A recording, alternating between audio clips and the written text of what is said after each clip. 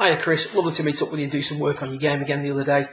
Just a quick recap of the key points that we discussed. I'll forward some documents to you over the coming week relating to the work that I think you need to do on your game. For now, the first thing we notice with a putter is that we're tending to set up with the ball just a little bit towards the toe end, and we would want to ultimately see a bit more of a centre position in regards to your address. It's something that you're not really trying to do, it's just something that happens maybe through a lack of concentration or a perception issue if the eyes aren't quite over the top of the ball at setup. However, that's one thing that we're certainly doing with the putter.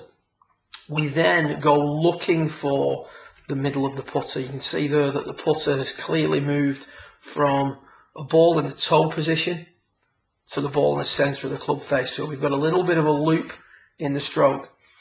When the stroke or the setup is improved, the putter tends to move through a much more appropriate angle. There was also some tendency on these initial strokes to come up and out of the stroke and start to look for the ball pretty quick. You did comment that when you putted your best, you were working on the idea of hitting the ball and then listening for it to drop into the hole. When we look at this was with the shaft across the eye lines, asking you to keep your head stationary through the hit. So there's a much better release on the putter, much less wandering in the stroke, and consequently you're going to be more consistent from that 10 to 6 feet range. That's pretty essential to drop your handicap any further than it already is. From a long game point of view, the first thing we highlighted was the positioning of the feet. If you look at Tom Lehman up on the right hand side, slightly skewed angle, but you can see that the foot is turned out ever so slightly, as is the left. This will be done in varying degrees depending on the type of tendencies that you've got and depending on the type of miss pattern that you have. In your case, I would want to see the left foot turned out more to help clear on the way through, but also more importantly the right foot turned out more, as we see on the footage bottom centre, where both feet have been flared out approximately 20-25 degrees. You can see straight away it's a much more athletic looking setup. On the way back, it's going to aid with stability. The left shoulder's moving down much better than it was. Still not quite long enough. You can see that little bit of a lift of the head during the completion of the backswing. With the feet turned out more, the hips are a little bit freer to turn. The left shoulder can work down for longer. Obviously we're using a driver, so it's a bigger swing on this one. But the main thing with a foot flare for you is to get rid of some flexion during the follow through and retard the rate at which we can turn through the golf ball. So what we see here from the top is a lot of flexing forward. See the head going back down? That's the spine getting back into its flex. Then as we come through, we continue to flex forward.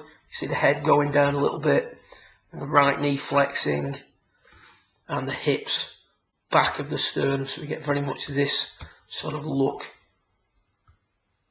in the through swing, a lot of flexion being maintained.